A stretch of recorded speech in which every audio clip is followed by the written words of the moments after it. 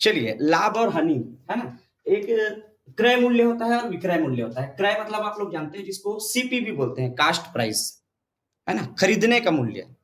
किसी सामान को आप कितने में खरीद रहे हैं, वो क्रय मूल्य कहलाता है। और विक्रय मूल्य का मतलब होता है उसको बेचना, सेलिंग प्राइस, एसपी, है ना। एसपी भी लिख दिया रहता है शार्ट में, है ना, बार बार हम उसको लिखते हैं, तो एसपी और सीपी भी करके प्रयोग करते हैं। तो बेचने के जो मूल्य है, विक्रय मूल्य, हम कितने में बेचें। और आप लोग जानते ही हैं, अगर हम क्रय मूल्य से ज्यादा अगर विक्रय मूल्य हो, बेचने का मूल्य हमारा ज्यादा हो, तो हमको लाभ होता है। जितने में हम खरीदे हैं और ज्यादा में बेचें, मतलब विक्रय मूल्य ज्यादा हो, तब होता है लाभ होता है। और यदि विक्रय मूल्य कम हो, कई बार हम घाटे में रह जाते हैं, जितने में खरीदे रहते हैं व्यापारी वर्ग जो है वो उससे कम में बेचना पड़ता है स्थिति के आधार पे, तो उसको उसमें घाटा हो जाता है, वो हानि कहलाता है ना। मतलब क्रय मूल्य खरीदने का मूल्य है, विक्रय मूल्य है बेचने का मूल्य है।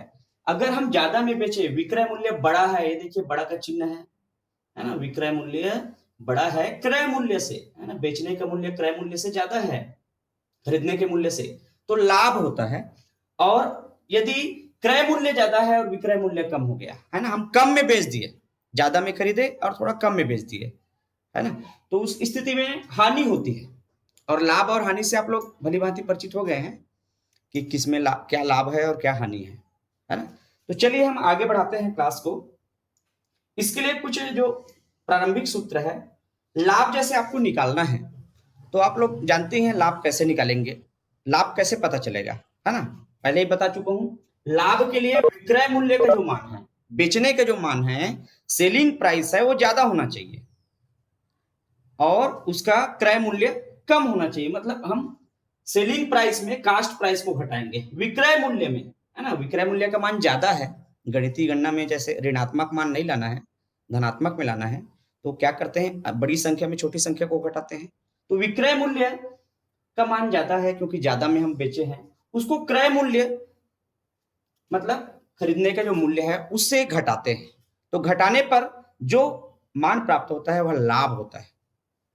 लाभ को इस प्रकार से गणना कर सकते हैं यदि हमारे पास विक्रय मूल्य और क्रय मूल्य हो।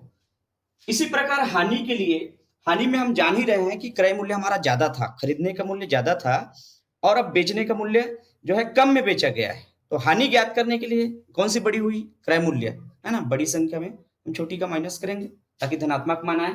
तो क्रय मूल्य में हम विक्रय मूल्य को घटाते हैं तो हानि निकाल लेते हैं, हानि की गणना कर लेते हैं। चलिए अगला, इसके कुछ और दो तीन सूत्र है जिसका हल्का से जिक्र करते हैं, फिर आगे ट्रिक सहित हम अध्ययन करेंगे। कुछ प्रश्न ऐसा मिलेगा जो कि पाठ में भी नहीं आया होगा, लेकिन वो ट्रिक है बनाने का, उसका हम उपयोग करेंगे। तो लाभ प्रतिशत अगर पूछा गया, कई बार लाभ को सीधे सीधे रुपये में या राशि में पूछ दिए तो हम अलग तरीके से निकालते हैं, लेकिन वही उसी को प्रतिशत में पूछ दिए, है ना, कितने प्रतिशत का लाभ होगा, तो ध्यान दीजिए, क्रय मूल्य जो हम खरीदे हैं उसी का प्रतिशत निकालते हैं, बेचने का प्रतिशत नहीं। लाभ या हानि का जो प्रतिशत है हमेशा क्रय मूल्य पर, हम जो भी चर्चा करेंगे, कितना फायदा हुआ कितना लाभ हुआ, तो हम खरीदे रहते हैं उसी पर करते हैं, क्रय मूल्य पर, कि कितने में खरीदे थे वहीं से हम निकाल लेते हैं, है ना। तो क्योंकि उसमें लाभ और हानि आ गया है इसलिए क्रय मूल्य को लेते हैं, कितने का लाभ हुआ और हानि हुआ वो सूत्र में आ जाता है, तो क्रय मूल्य को लेते हैं इसलिए। तो लाभ प्रतिशत बराबर होता है लाभ गुना 100 बटा क्रय मूल्य। अभी क्लियर हो गया है ना, कितने में खरीदे और कितने लाभ हुआ उसका 100 से गुना कर दीजिए। सामान्य रूप से है, कोई कठिन प्रश्न नहीं है। देखिए क्रय मूल्य है ना, ये टोटल हो गया उसकी जो कीमत, उसमें लाभ कितना हुआ उसको ऊपर कर देते हैं, जैसे नंबर पाए रहते हैं, अंक पाए रहते हैं ना परीक्षा में, जैसे 15, 100 में 15 लाए, या तो उसका प्रतिशत के लिए 100 से गुना करते हैं, इसलिए वो 100 से गुना है, लाभ गुना 100 बटा क्रय मूल्य। इसी प्रकार हानि का प्रतिशत अगर पूछा तो हानि को ऊपर कर देते हैं लाभ की जगह, है ना, जहां जहां जहां लाभ है वहां हानि हो जाएगा, हानि गुना 100 बटा क्रय मूल्य। ये सूत्र है जिसका प्रयोग हम 7वीं क्लास में किए हैं, है ना, ये दोनों सूत्र का प्रयोग हुआ है। और एक और महत्वपूर्ण सूत्र है, क्रय मूल्य बराबर, ये बहुत से प्रश्नों को सॉल्व कर देता है ये भी प्रतिशत वाला। कई बार प्रतिशत को दे दिया रहता है, लाभ प्रतिशत या हानि प्रतिशत। हालांकि हम और दूसरे तरीके से कर सकते हैं, लेकिन सीधे सूत्र की बात करें तो क्रय मूल्य बराबर विक्रय मूल्य गुना 100, विक्रय मूल्य गुना 100 बटा 100 धन और ऋण करके लाभ प्रतिशत आबलिक हानि प्रतिशत। अब मैं यहां पर आप लोगों को बता दूं क्लियर कैसे उपयोग करना है इसका। देखिए, क्रय मूल्य बराबर विक्रय मूल्य गुना 100, ये सूत्र तो आप लोग रट ही डालिए पूरा, है ना। इससे संबंधित रिलेटिव रहता है और एक प्रश्न पिछले बार 2019 के परीक्षा में पूछा गया था। तो विक्रय मूल्य गुना 100 बटा 100 धन ऋण लाभ प्रतिशत आबलिक हानि प्रतिशत। इसका मतलब यह है, अगर लाभ है तो हम धन चिन्ह लेंगे और हानि है तो ऋण चिन्ह लेंगे। ये यहां पर ध्यान देंगे, है ना। लाभ हो गया है, प्रश्न में लाभ का उल्लेख हो रहा है तो हम धन चिन्ह करेंगे। तो सूत्र क्या आ जाएगा, विक्रय मूल्य गुना 100 बटा 100 धन लाभ प्रतिशत, ऐसा हो जाएगा। और यदि हानि दिया है, लाभ नहीं दिया है, तब होगा विक्रय मूल्य गुना 100 बटा 100 ऋण हानि प्रतिशत। ऋण चिन्ह का प्रयोग करेंगे अगर हानि हो तब। अब देखिए यहां पर ये फार्मूला हो गया, हमको क्रय मूल्य ज्ञात करना है उसके लिए। और इसी में अगर पूछ दिया विक्रय मूल्य ज्ञात कीजिए कितने में बेचा गया, है ना, तो इसको इसी फार्मूले को आप पक्षांतर करके बना सकते हैं। विक्रय मूल्य का मान यहां से निकाल सकते हैं, विक्रय मूल्य, है ना। विक्रय मूल्य बराबर हम विक्रय मूल्य का मान निकाल रहे हैं, इसलिए पक्षांतर करेंगे। ये जो अपान में है, डिवाइड में, भाग में, वो गुना में चला जाएगा और जो गुना में है वो भाग में हो जाएगा। मतलब ये ऊपर चला जाएगा इतना पोर्शन में, मतलब किसके साथ गुना हो जाएगा, वो क्रय मूल्य के साथ। क्रय मूल्य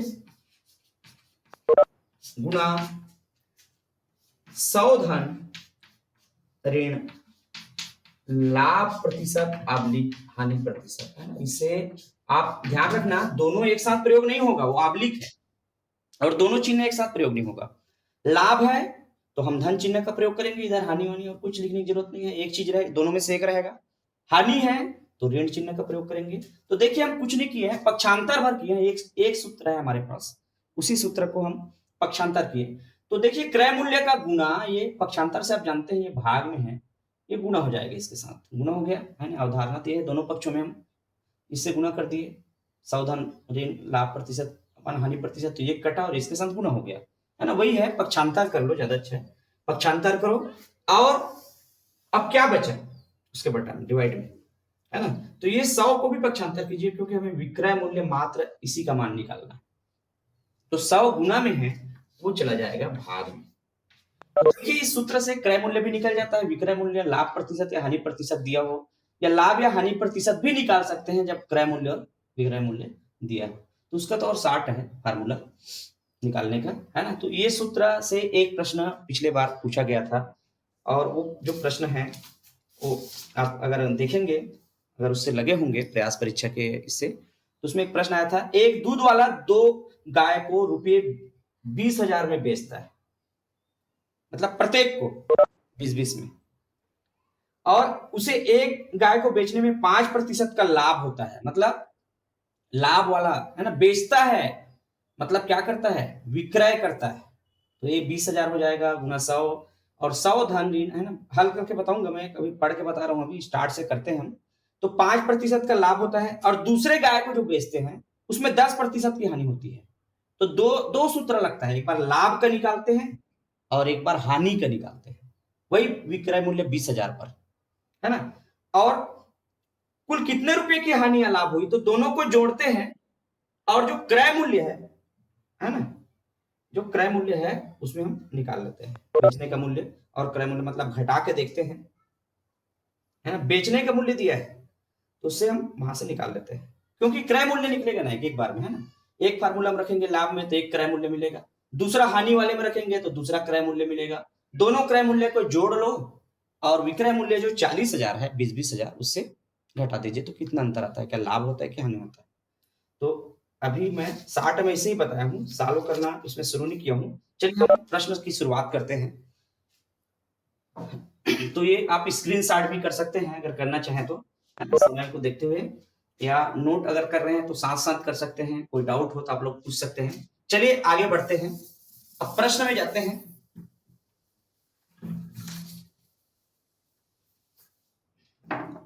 ₹450 की वस्तु को कितने में बेचा जाए कि 10% लाभ हो? एक प्रश्न है, ₹450 की वस्तु को कितने में बेचा जाए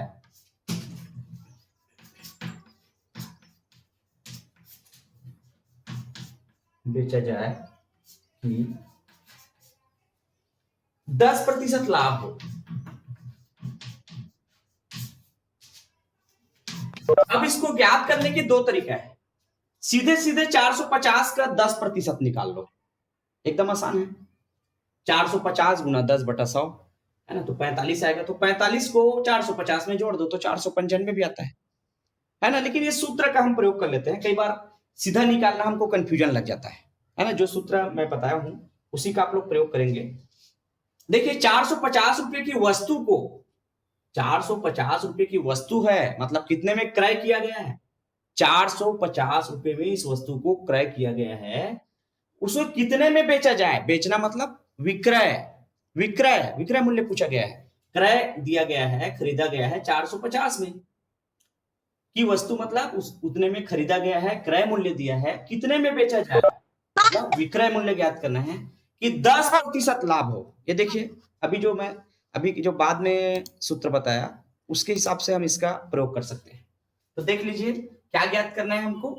तो एक लिख लीजिए हल्का के 60 में, क्रय मूल्य दिया है, मतलब की वस्तु है ना, या इतने में खरीदा गया। आपको स्पष्ट सीधे सीधे नहीं दिया रहेगा इतने में खरीदा गया है ना, समझना है। ₹450 की वस्तु मतलब कितने में खरीदा गया होगा? ₹450 में, है ना। और म्यूट करके रखेंगे, है ना। आप लोग कुछ पूछना है तभी ऑन करेंगे। तो क्रय मूल्य बराबर हो गया ₹450। अब देखिए यहां पर विक्रय मूल्य, ये देखा है कितने में बेचा जाए, है ना। विक्रय मूल्य, बेचने का जो मूल्य है, सेलिंग प्राइस, ये नहीं दिया है, इसको ज्ञात करना। और लाभ प्रतिशत दे दिया है। लाभ प्रतिशत कितना दिया है? लाभ प्रतिशत 10 दिया है, या 10%, दोनों साइड एक साइड लिख सकते हैं। तो लाभ प्रतिशत का मान दिया है 10, या लाभ करके 10% ऐसा लिख सकते हैं, ठीक है। तो अब फार्मूला में लगाते हैं हम, विक्रय मूल्य ज्ञात करना है, तो वही फार्मूला है जो क्रय मूल्य करके लिखा था। तो विक्रय मूल्य बराबर एक सूत्र है और उसको पक्षांतर करके हम उसका प्रयोग करते हैं, है ना। वहां से एक आध प्रश्न आने की संभावना बनती है, जैसे पिछले बार आ गया था। विक्रय मूल्य बराबर, अभी हम पक्षांतर किए तो क्या किए, क्रय मूल्य में कितने का गुना किए, गुना 100 धन लाभ प्रतिशत, है ना। 100 धन एक बार लिख देते हैं, लाभ प्रतिशत बटा 100। देखिए, पक्षांतर करने के बाद हम देखे थे अभी, जब विक्रय मूल्य का मान ज्ञात करना है ना, विक्रय मूल्य का मान ज्ञात करना है तो क्या होता है, क्रय मूल्य के साइड में सावधान लाभ प्रतिशत कूट के ऊपर चला जाता है। आप लोग देख रहे होंगे यहाँ पर हानि प्रतिशत नहीं है, क्योंकि यहाँ पर प्रश्न में सिर्फ लाभ प्रतिशत है। हम ऋण चिन्ह हटा दिए क्योंकि यहाँ लाभ है ना। सिर्फ हम कौन सा चिन्ह लेंगे, धन चिन्ह लेंगे, और बटा 100 जो पक्षांतर किए हैं वो चला गया, ठीक है। अब मान रखते जाइए, क्रय मूल्य कितने हैं, 450 सीधे सीधे, और पुस्तक में है गुना 100 धन लाभ, लाभ क्या है, सीधा सीधा 10, यहाँ प्रतिशत में लिखने की जरूरत नहीं है। लाभ प्रतिशत का मान 10 बटा 100, ठीक है। 10% की लाभ हुआ है ना, प्रश्न हम देखे हैं 10% की लाभ हुआ है। तो देख लीजिए यहाँ पर 450 गुना, ये हो जाएगा 110 बटा 100, ऐसा हो जाएगा। तो ये देखिए, 0 से 0 कटा, है ना। 2 जीरो नीचे में, 2 जीरो ऊपर में कैंसिल हो गया। 45 गुना 11, 45 गुना 11 जब गुना करते हैं तो 11 पंचे 55, ठीक है। फिर हासिल 5 गया, 11 चौक 44 और 5 हो गया 49, ₹495, है ना। विक्रय मूल्य का माना, सेलिंग प्राइस ₹495। अब देखिए एक और मैं ट्रिक बताता हूं, अगर किसी संख्या को 11 से गुना करते हैं, 2 अंकों की संख्या, 2 अंकों की संख्या अगर वह 11 से गुना हो रहा हो और जिसकी जोड़ 10 से कम आता हो, है ना, एक उतना उपयोगित नहीं है लेकिन काम का है, मतलब उसके जोड़ को बीच में डाल देते हैं, कोई संख्या 2 अंकों का जिसका योग 10 से कम आ रहा हो, तो उसके जोड़ को जब 11 से गुना हो रहा होता है बीच में डाल देते हैं, मध्य में 4 और 5 9, ऐसा इस प्रकार से गुना हो गया 11 से, दोनों के जोड़ को मध्य में डाल देते हैं। आप लोगों को भी थोड़ा से बाकी लोगों को डिस्टर्ब ना करें। मैं और बता दूं आप लोगों को कि मोबाइल से अगर चला रहे हैं तो रोटेशन ऑन कीजिए, आड़ा कीजिए, आड़ा करने पर जो वीडियो दिखाई देगा 3-4, ब्लैक बोर्ड अगर देखना है तो डबल टच कीजिए, 2 बार टच कीजिए तो पूरा स्क्रीन में आएगा, उससे डिस्टर्ब नहीं होगा। चलिए आगे। तो 495 रुपये आता है ना, 450 रुपये की वस्तु को कितने प्रतिशत में बेचा जाए कि 10% का लाभ हो, तो 495 रुपये। और ऐसा जो प्रश्न है 7th में भी है, 7th के अलावा ये ट्रिक के लिए भी उपयोगी है ना, प्रतियोगी परीक्षा के लिए, प्रयास के लिए। चलिए अगला देखते हैं, और आप उदाहरण देख सकते हैं, एक आध उदाहरण अगर देखते हैं तो आगे बढ़े। चलिए आप स्क्रीनशॉट कर सकते हैं, एक आध हानि वाला भी देख लेते हैं।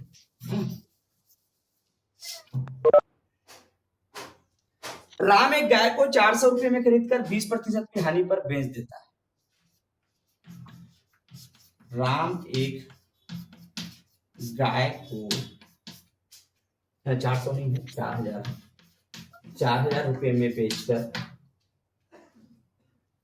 खरीद कर 20% हानि में बेच।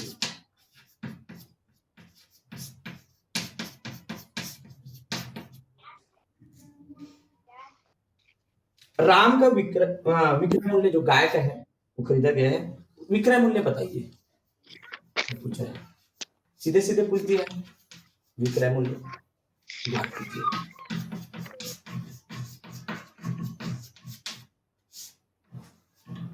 एक गाय है, उसको 4000 रुपए में खरीदा गया है और 20% की हानि में बेच दिया है ना, तो खरीदा गया है मतलब क्रय मूल्य दिया है ना, यहाँ विक्रय मूल्य ज्ञात करना है। सेम है प्रक्रिया, सेम है, हम सीधे तौर पे बनाते हैं, विक्रय मूल्य उसको बार बार लिखते है ना, तो विक्रय मूल्य बराबर क्या होगा, अभी हम सूत्र देखें, क्रय मूल्य गुना 100 ऋण हानि प्रतिशत, देखिए हानि आ गया तो ऋण चिन्ह लिए, बटा 100, सीधे सीधे आप 60 में बना सकते हैं। क्रय मूल्य कितने में खरीदा गया, 4000 में खरीदा गया। अब 100 में हानि प्रतिशत, हानि प्रतिशत कितने हैं, 20% है, उसको घटा दीजिए, बटा 100, 4000 गुना 100 में 20 घटाए 80, 80 बटा 100, तो पहले कितना गया, 0 कट गया, तो 8 × 32, 3200 रुपये विक्रय मूल्य ज्ञात कीजिए, है ना, इतने में बेचे है ना। एक गाय खरीदे गए थे राम द्वारा 4000 रुपये में और वो कितने में बेचे, 3200 रुपये में। अब सीधे सीधे आप निकाल सकते हैं, इसमें एकदम ज्यादा कठिन नहीं है। 4000 का 20% का मतलब गुना, 4000 गुना 20 बटा 100, सीधे सीधे, तो 4000 का 20% आएगा 800।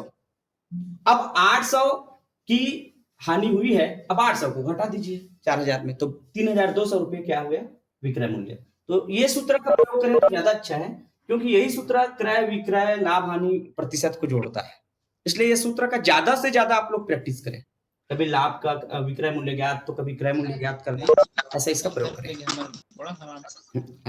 आप लोग पार्टिसिपेंट जो है बच्चे लोग कुछ म्यूट करके रखें अपना जो साउंड है ना, और वीडियो आप लोग ऑन कर सकते हैं, वीडियो में कोई दिक्कत नहीं है ना, वीडियो को ऑन किया जा सकता है।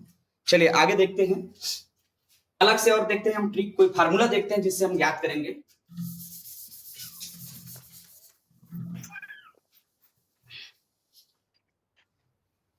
चलिए अब देखते हैं, अगर 2 ठने विक्रय मूल्य दिया है ना, और एक में लाभ होता है और एक में हानि होता है, तब उसका मान कैसे ज्ञात करेंगे, उसके लिए सूत्र क्या है?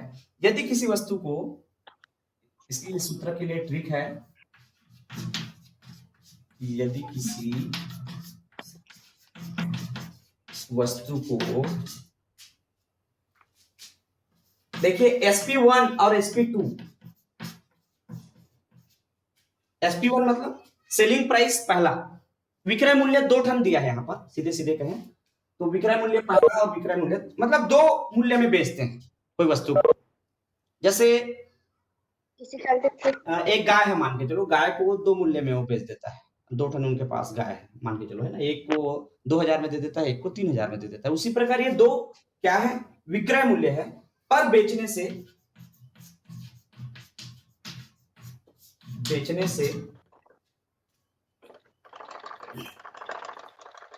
100% का लाभ हानि या 102% का लाभ हानि होता है। 101% का लाभ आपकी हानि,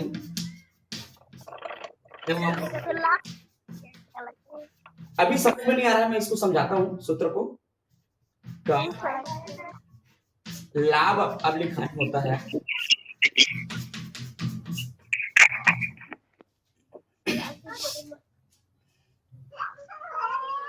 तब सूत्र क्या है? होता है तब, उसके लिए सूत्र है, ये देखिए, इसको SP1 और SP2 में भी लिखे या विक्रय मूल्य पहला और विक्रय मूल्य दूसरा भी लिखे। शाब्दिक में लिखे तो आप लोगों को ज्यादा अच्छा है, मैं शाब्दिक में लिखता हूं इसका सूत्र को। देखिए, विक्रय मूल्य पहला 1, विक्रय मूल्य 1 बटा विक्रय मूल्य 2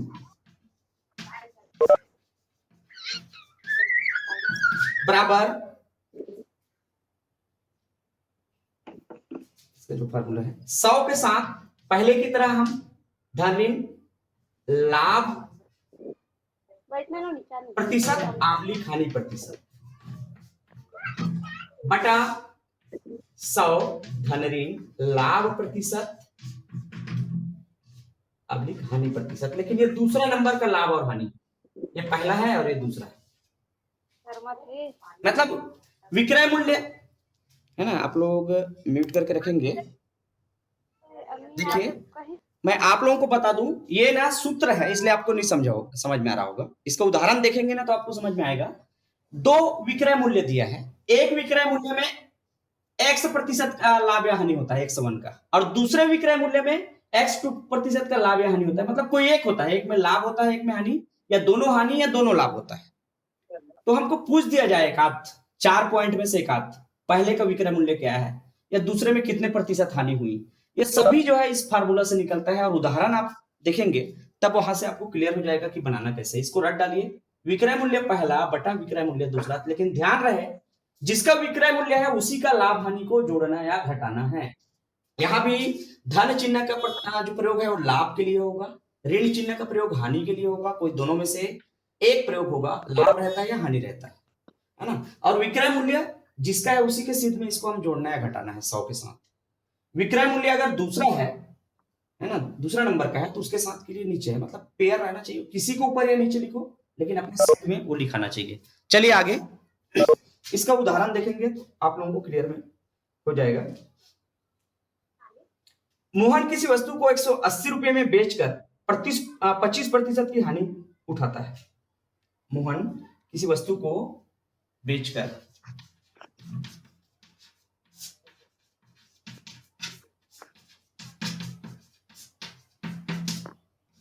बेचकर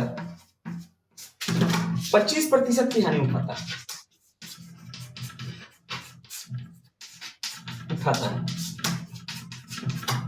ठीक है। और यदि वह 25% लाभ कमाना चाहे, किसी वस्तु को 180 रुपए में बेचकर है, यहां पर है 180 रुपए में बेचकर, ये बेचकर मोहन किसी वस्तु को 180 रुपए में बेचकर 25% की हानि उठाता है। यदि वह 25% लाभ कमाना चाहता है, यदि वह 25% लाभ कमाना चाहता है,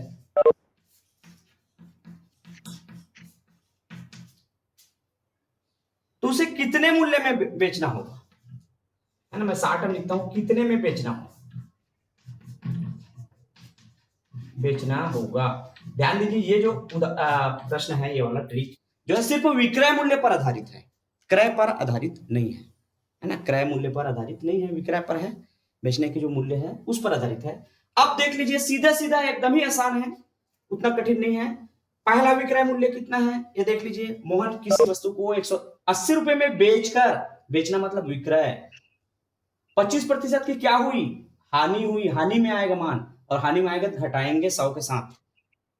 यदि वह 25% लाभ कमाना चाहता है, यहां सेकंड में 25% लाभ है, तो कितने में बेचना होगा, मतलब दूसरे वाला जो विक्रय मूल्य है उसको नहीं दिया है, विक्रय मूल्य नंबर 2 जो है उसको दिया नहीं है, उसको ज्ञात करेंगे। तो कैसे बनाएंगे, देखिए, पहला विक्रय मूल्य 180 बटा दूसरा विक्रय मूल्य, अब दूसरा क्या है, ये तो पूछा गया है कितने में बेचना होगा, मतलब 4 मान यहां पर दिख रहा है, 1 2 3 4, उसमें 3 दिया रहेगा, चौथे को ज्ञात करना है ना। तो ये हो जाएगा विक्रय मूल्य 2 ऐसा करके भी लिख सकते हैं, या एक्स कर सकते हैं, अपने हिसाब से जो करना चाहें। चलो हम जो ज्ञात नहीं है उसको एक्स मान लेते हैं, चाहे वो कोई भी चीज रहे, 4 में से जो पता नहीं है उसको हम क्या मान लेते हैं, एक्स। लेकिन एक बार लिखना पड़ते हैं, जैसे गणित में हम बनाते हैं, तो माना कि 100% एक्स रुपये में बेचना होगा, है ना, लेकिन हम एक्स मान लेते हैं। समझ में आ रहा है, पहला क्या है, विक्रय मूल्य 180, दूसरा ज्ञात करना है करके क्या मान लिए, एक्स। अब 100 के साथ, पहले में क्या हुआ, 180 रुपये में हानि हुई है, तो 100 के साथ 25 को घटाएंगे, कितने प्रतिशत की हानि हुई है, 25 की हानि हुई है, तो 100 में हम 25 को घटा देंगे। अब देखिए दूसरे में क्या प्राप्त करना चाह रहे हैं, हम लाभ प्राप्त करना चाह रहे हैं, कितने का, 25 का, तो दूसरे 100 में हम 25 को जोड़ेंगे, ये इस प्रकार से करेंगे, है ना। 4 जो मान है, 4 में से अगर 3 अगर दिया है 3 का, तो चौथे हम ज्ञात कर लेते हैं। इसमें बहुत से प्रश्न इसमें बनते हैं, लाभ प्रतिशत भी निकाल लेते हैं, हानि प्रतिशत, और ऐसे इस प्रकार के प्रश्न देते हैं घुमा के, है ना। किसी वस्तु को 180 में बेचकर 25% की हानि उठाता है, यदि वह 25%, संयोग से यहाँ 25 ही है, कोई दूसरा भी हो सकता है, 20% भी हो सकता है ना, लाभ कमाना चाहता है, तो कितने में बेचना होगा। तो देख लीजिए, यहाँ पर हल करते हैं हम स्टेप बाय स्टेप। तो 100 में 25 घटाए 75 हो गया, है ना, और 100 में 25 को जोड़ दिए तो 125 हो गया। अब पक्षांतर कर दीजिए सीधे सीधे, है ना, एक्स का मान निकालना है, एक्स को उधर ले जाइए और इसको इस पर ले आइए, तो इसका जो क्रम बदल जाएगा, है ना। या तो कई बार हमको नीचे में रहता है चर, तो हमको दिक्कत लगता है कि पक्षांतर कैसे करें, तो पलट दीजिए इसको ऊपर नीचे, है ना, x बटा 180 कर दीजिए तो 125 बटा 75 हो जाएगा, फिर 180 जो है 125 से गुना होगा, मतलब हम x का मान निकालने के लिए इसको पक्षांतर करते हैं, है ना, x को इधर ले जाओ और 180 साइड में 75 बटा 125 को ले आओ, तो गुना का भाग हो जाएगा, भाग का गुना हो जाएगा, 125 बटा 75, ये ऐसा हो जाएगा। तो गुना कर सकते हैं, ये हो जाएगा 25 पंचे 125, 25 दिया 75, और 3 6 18, 60, 6 पंचे 30, है ना, 300 रुपये, है ना, यहाँ पर जो उत्तर आया 300 रुपये, है ना, काटना है वहां पर, गुना भाग जो करना है उसको ध्यान देंगे आप लोग। तो उस वस्तु को 25% लाभ कमाने के लिए 300 रुपये में बेचना होगा, कितने में बेचना होगा, 300 रुपये में बेचना होगा, इस प्रकार से बनाएंगे, है ना। 4 में से कोई 3 का मान दिया रहेगा, चौथे ज्ञात करना है, चौथे को एक समान लिए रहना, हमको ध्यान में आना चाहिए कि क्या है ना, तो लाभ लाभ भी रहे, लाभ हानि रहे, उसके सभी के लिए ये मेथड काम आता है ना। एक आध और देखें तो इससे क्लियर हो जाए, 2-2 उदाहरण तो कम से कम देख ही ले, अगर स्क्रीनशॉट करना है तो आप लोग कर सकते हैं, और इसके बाद देखते हैं, है ना। कोई डाउट हो तो आप लोग जरूर पूछ सकते हैं, यहाँ पर ऐसा क्यों लिया गया, ये ऐसा किया गया, इसको पूछा जा सकता है। चलिए आगे देखते हैं।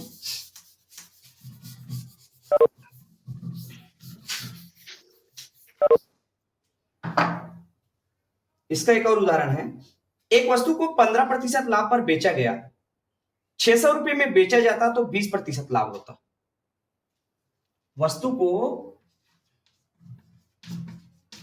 एक वस्तु को 15% लाभ पर बेचा गया, देखिए विक्रय भी आ रहा है, यहाँ पर विक्रय ही आएगा ना, बेचा गया है तो 20% है ना, है तो 20%, हाँ 600 रुपये में बेचा जाता है, ये लिखा है बेचा गया, यदि उसे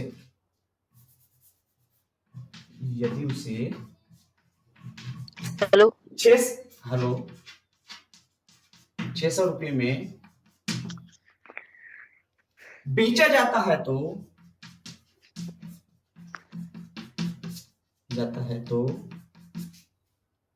20% लाभ होता है, 20% लाभ होता है। विक्रय मूल्य बताएं, जो पहले जो बेचे हैं उसका विक्रय मूल्य बताइए, विक्रय मूल्य बताइए। देखिए फिर से, एक वस्तु को 15% लाभ पर बेचा गया, मतलब इसका विक्रय मूल्य नहीं दिया है, कितनी राशि में बेचा गया, लाभ का प्रतिशत दे दिया है।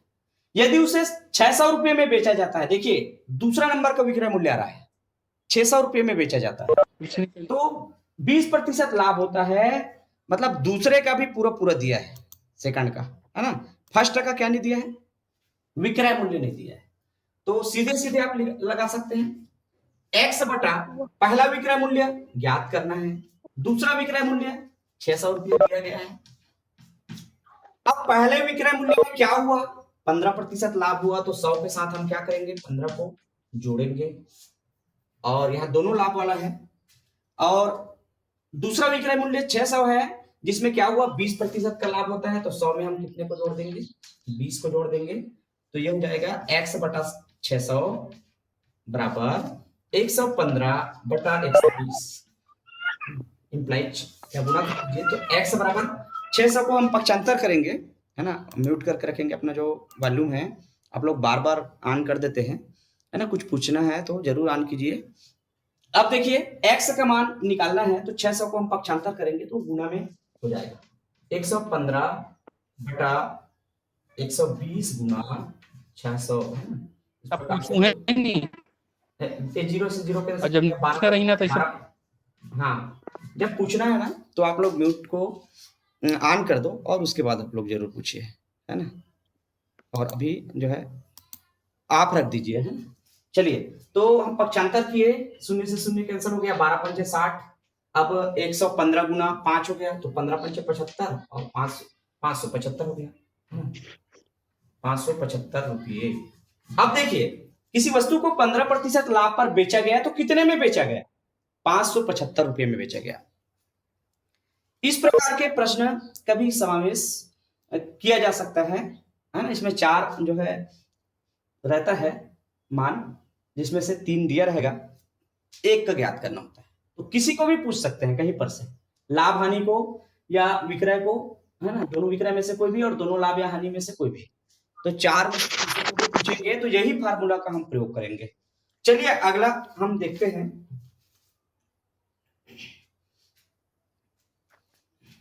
अगला इसको आप लोग स्क्रीनशॉट करना चाहें तो कर सकते हैं। अब हम पैटर्न नहीं सूत्र बदलकर अगला प्रश्न देखते हैं।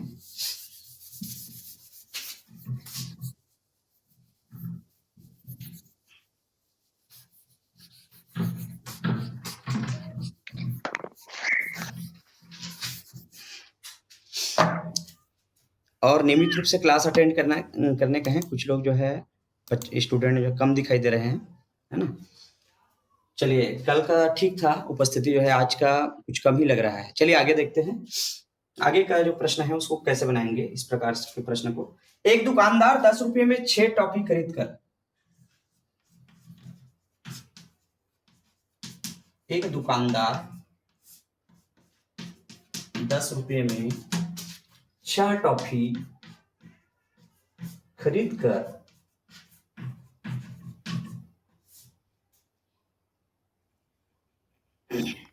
उन्हें 5 रुपये में 2 की दर से बेचता है, उन्हें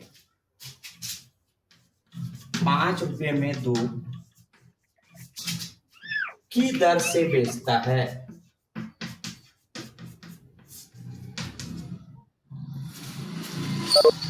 तब लाभ प्रतिशत क्या होगा। कई बार दिया भी नहीं रहता कि लाभ प्रतिशत निकालें कि आएगा उत्तर में कि हानि प्रतिशत आएगा, है ना। तब लाभ या हानि प्रतिशत ज्ञात कीजिए, ऐसा भी दिया जा सकता है ना। तब लाभ या हानि प्रतिशत क्या होगा, है ना। हानि है तो होगी, होना चाहिए, लाभ है तो होगा। चलिए दोनों को एक साथ लिख देते हैं, है ना। क्या होगा इसमें, एक दुकानदार 10 रुपये में 6 टॉफी खरीदता है और वो 5 रुपये में 2 की दर से बेचता है। तो ऐसे बहुत से उदाहरण में आप प्रयोग कर सकते हैं। ध्यान देना, एक वस्तु रहता है, एक रुपये रहता है, एक वस्तु और एक रुपये, है ना, ऐसे पेयर रहता है। तो इसको बनाते कैसे हैं, इसके लिए बहुत अच्छा ट्रिक है। वस्तु को एक साइड लिख लीजिए और एक साइड लिख लीजिए रुपये, है ना। पहले लिख लीजिए वस्तु, उसके बाद लिख लीजिए रुपये।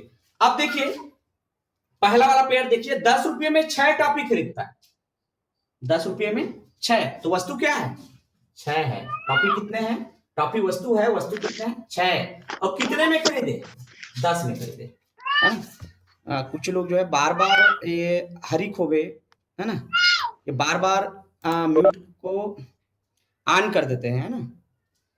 तो आप लोग आप करके रखिए, और थोड़ा दिक्कत होता है। तो देखिए वस्तु और रुपये, है ना, वस्तु और रुपये ऐसा लिख लीजिए। बात जो है समझ में आ रहा होगा, है ना। तो थोड़ा म्यूट को बार बार इसको ऑन कर रहे हैं, हाँ देंगे। हाँ, जब ऐसे प्रश्न हो, एक दुकानदार 10 रुपये में 6 टॉफी खरीद कर, अरे बातें नहीं करेंगे ना। शिव कुमार जो है ना, इनका भी ऑन है, तो आप लोग आप करके रखिए। तो 10 रुपये में 6 टॉफी खरीद कर उन्हें 5 रुपये में 2 की दर से बेचता है। मतलब एक समझो, एक क्रय मूल्य रहेगा, है ना, और एक रहेगा वस्तु, दूसरे में विक्रय मूल्य रहेगा और एक वस्तु रहेगा। इस टाइप के प्रश्न समझ में आ ही जाता है। तो इसको बनाते कैसे हैं, अच्छा सा ट्रिक है इसका बनाने का। एक तो वस्तु लिख लो और रुपये लिख लो पहले। अब देखो उसका पेयर देखो, वस्तु क्या है, 10 रुपये में 6 टॉफी जो है वस्तु है, तो 6 के सीधे इधर लिख लीजिए 10। अब लिखिए 5 रुपये में 2 की दर से बेचता है, तो 2 जो है वस्तु है और 5 जो है वो रुपये है। अब उसमें ऐसे क्रॉस, ऐसे जैसे तिर्यक गुना लेते हैं ना, उस टाइप कैसे तिर्यक गुना कर लीजिए। इसमें 2 ठने तिर्यक गुना बनाइए सेकंड में।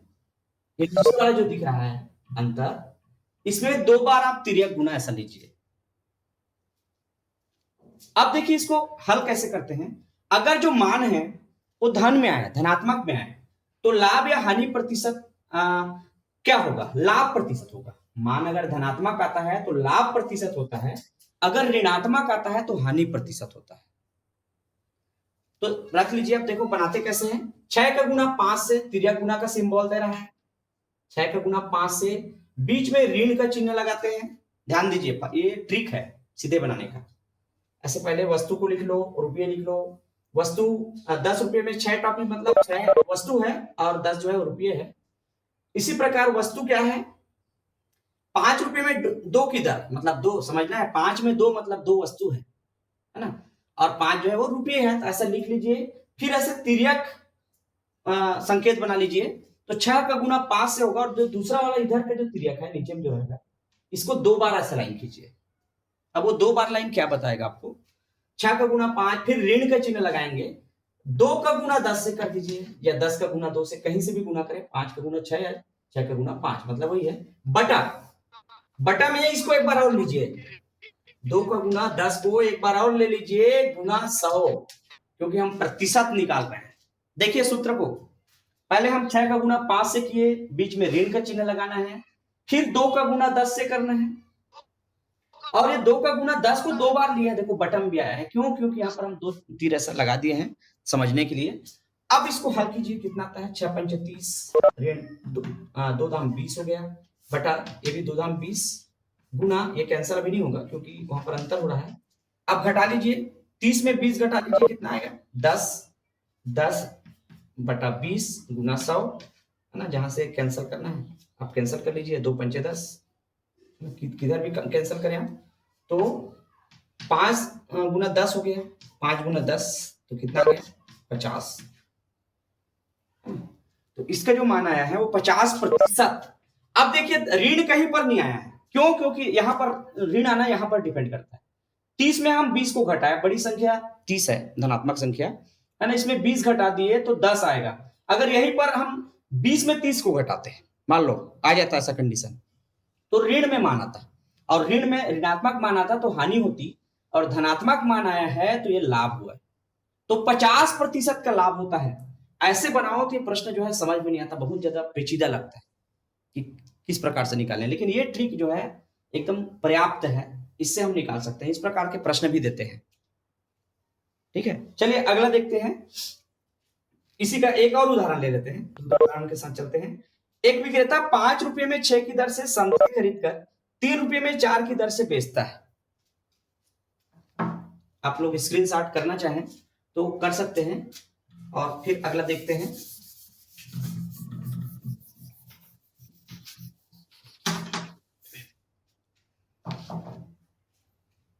एक विक्रेता 5 रुपए में 6 की दर से संतरे खरीदकर, चल मैं 60 लिखता हूं, 5 रुपए में 6 है ना की दर से संतरे खरीदकर 3 रुपए में 4 की दर से बेचता है। 3 रुपए में 4 है ना की दर से बेचता है, तो उसकी हानि प्रतिशत बताइए, ऐसा लिख दिया है। तो उसमें कई बार दिया नहीं रहता लाभ या हानि, हम ज्ञात करेंगे। तो पहले भी लिख लीजिए, वैसे वस्तु लिख लो पहले, वस्तु लिखते हैं एक साइड में उसका मूल्य लिखते हैं।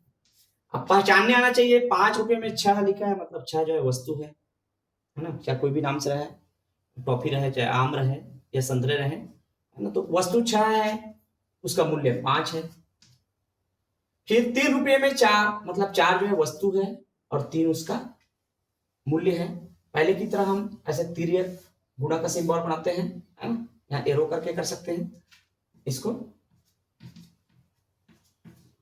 अब पहले की तरह हम ये ऊपर वाला गुना पहले करेंगे, 6 का गुना 3 से होगा, बीच में ऋण का चिन्ह लगाते हैं, 4 का गुना 5 से होगा, और बटा करते हैं तो एक बार और 4 का गुना 5 से, इसको रिपीट करते हैं क्योंकि 2 लाइन बना दिए हैं।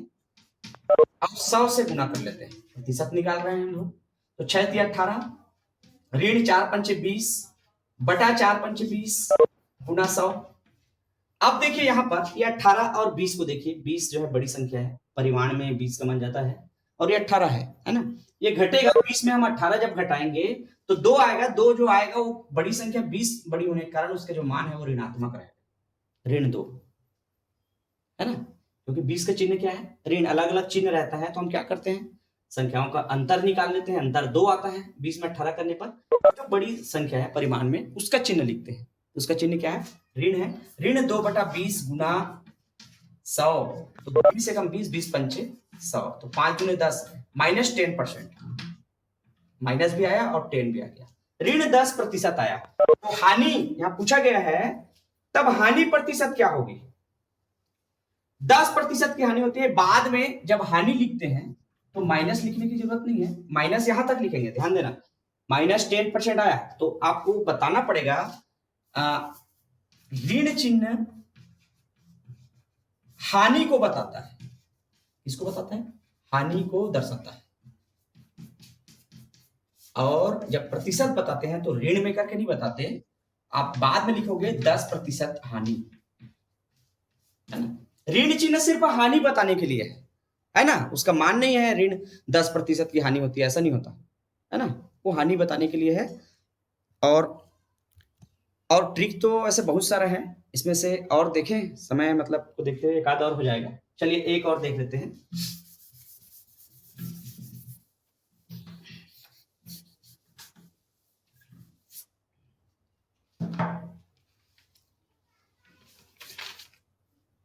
प्रश्न अगर लिखना दिक्कत हो तो उसको छोड़ भी सकता हूँ, एक 6वीं भी प्रश्न है इस प्रकार के, और कुछ प्रश्न जो है वो ट्रिक में भी है।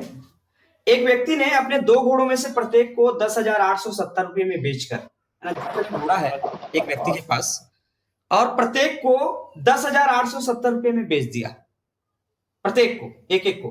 तो एक में 16% का लाभ हुआ और दूसरे में 16% की हानि हुई। तो पूरे लेन देन में उसे कितने प्रतिशत लाभ या हानि हुई? प्रश्न को थोड़ा गौर कीजिए, है ना। एक में 16% का लाभ हुआ और एक में 16% की हानि हुई, तो लेन देन में क्या हुई उसको? तो ऐसे मामलों में हमेशा हानि होती है ना। ऐसे प्रश्न जो है उसमें हानि ही निकलता है। 6वीं में प्रश्न है, हालांकि हम उसको और दूसरे तरीके से बनाते हैं। 6वीं में भी एक प्रश्न है, आप देखना प्रतिशतता में। किसी गांव की जनसंख्या 3000 है, किसी गांव की जनसंख्या 3000 है, पहले वर्ष 10% बढ़ती है। देखिए प्रश्न ऐसे एक समझ में नहीं आता, डीपली में जाना पड़ता है। पहले वर्ष 10% बढ़ती है, एक वर्ष बाद 10% की कमी होती है। देखिए पहले 10% बढ़ी, लाभ ही टाइप का हो गया, और 10% की कमी हुई, तो जनसंख्या में होने वाले प्रतिशत बढ़ोतरी या कमी, वो प्रतिशत में ज्ञात कीजिए, बढ़ोतरी या कमी। तो ऐसे मामले में अब यहां कमी या बढ़ोतरी कह रहा है तो कमी होगी, लाभ या हानि कह रहा है तो हानि होगी। तो उसको निकालने का एक आसान तरीका है, मैं सूत्र में सीधे जाता हूं, समय को देखते हुए प्रश्न नहीं लिख पा रहा हूं।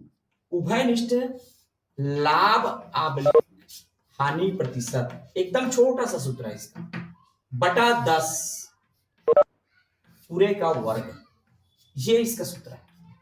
उभयनिष्ठ लाभ या हानि प्रतिशत। पहले प्रश्न को हम देख लेते हैं, जिसके बारे में बता रहा था।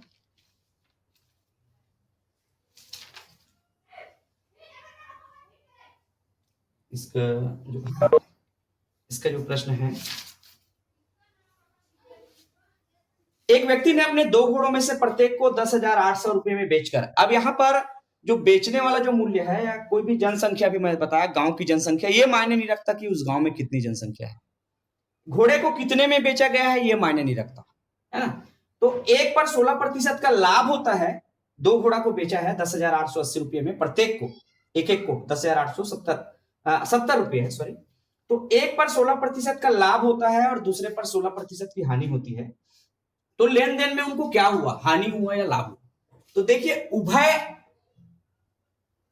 उभयनिष्ठ लाभ या हानि दोनों बराबर है, तो क्या है, कितना है, 16%। कितना प्रतिशत है, 16%। आप देखेंगे लाभ भी 16% हुआ, हानि भी 16% हुआ, तो उभयनिष्ठ जो लाभ या हानि कितना है, वो 16 है। उसको 10 से भाग दीजिए और पूरे का वर्ग कीजिए। तो आप वर्ग करके भी भाग दे सकते हैं या भाग देके भी वर्ग कर सकते हैं, जैसे भी आप करना चाहें। 10 से भाग देना मतलब दशमलव एक स्थान यहाँ खिसक जाएगा, 10 से कम 10, भाग नहीं गया है, दशमलव लगाया, 0 लगा, 10 6 का 60, तो 1.6 का वर्ग, ऐसा भी लिख सकते हैं। या 16 का वर्ग 256 बटा 10, 10 का वर्ग 100 है ना, 10 का वर्ग 100 हो जाएगा ना सर। 16 का 256, 10 का 100, भाग देंगे तो 2.5, तो 16 का वर्ग निकाल लीजिए 256। देखिए यहाँ पर अगर आपको डाउट है तो 16 गुना 16 कर लीजिए, ठीक है। 16 नहीं है, भाग देने पर हो गया है, वो दशमलव आ गया है, 1.6 पूरे का वर्ग, 1.6 गुना 1.6 गुना कर लीजिए दशमलव को हटा के, तो ये आता है 256। अब दशमलव के बाद कितने अंक है, 1 अंक और 2 अंक, तो यहाँ पर आएगा 2.56%। ये प्रतिशत बाहर है, मतलब पूरे मामले में कितने प्रतिशत की हानि हुई है ना। लेन देन में प्रत्येक घोड़े को 10,870 रुपए में बेचते हैं, एक पर 16% लाभ होता है, एक पर 16% हानि होती है। तो ऐसे मामले में सदैव हानि होती है, ये याद कर लीजिए आप, है ना। शांत रहेंगे। ऐसे जो प्रश्न है उसमें हानि होती है, कितने प्रतिशत की हानि हुई, 2.56%। अब उसको भी देख लेते हैं। एक गांव की जनसंख्या जो है 3000 है, पहले वर्ष 10% बढ़ती है और दूसरे वर्ष 10% कमी होती है। तो उभयनिष्ठ वृद्धि या कमी लिख सकते हैं यहाँ पर, लाभ या हानि की जगह वृद्धि या कमी, 10 बटा 10 पूरे का वर्ग और प्रतिशत। अब संयोग से 10 और 10 ही है, भाग देंगे तो 1 आएगा, तो 1 का वर्ग कितना होता है, 1 का वर्ग 1 ही होगा। तो 1% की होती है हानि या लाभ, आप चेक कर सकते हैं, मैं बता रहा हूं चेक करने की तरीका। 3000 जनसंख्या है, पहले साल 10% बढ़ जाता है, तो 3000 का 10% 300,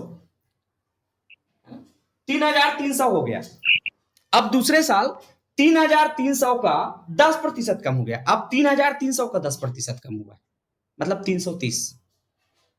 330 कम हुआ और 300 बढ़ा, मतलब कितने का फासला है? 30 का। कितना का फासला है? 30 का। और इस प्रकार से 30 जो है 3000 का 1% है। 1% की हानि हुई, ऐसा चेक कर सकते हैं। तो उभयनिष्ठ लाभ या हानि को 10 से भाग देते हैं और वर्ग करते हैं और प्रतिशत लिखते हैं। तो इसे हम कम समय में बना सकते हैं प्रश्न को, है ना। तो ट्रिक तो बहुत सारा है और पूरे समय को देखते हुए हम ये नहीं कर पाए हैं। और आप लोगों से निर्देश है विद्यार्थियों की ज्यादा से ज्यादा आप लोग जुड़े। और सर लोगों का भी बहुत बहुत धन्यवाद कि आज मेरे इस क्लास में जुड़कर बच्चों का उत्साहवर्धन किए, मुझे भी प्रोत्साहित किए। चलिए हम कंटिन्यू, हमारा क्लास जो है 9 बजे जो चलता है वो चलता ही रहेगा। आगे के अगले दिनों में भी आप लोग ज़्यादा से ज़्यादा लोग ज्वाइन करें। चलिए बहुत बहुत धन्यवाद, यही समाप्त करते हैं। धन्यवाद साहब जी, बहुत अच्छा साहब जी। हाँ हाँ, thank you Thank you, sir, sir. Thank you जी जी।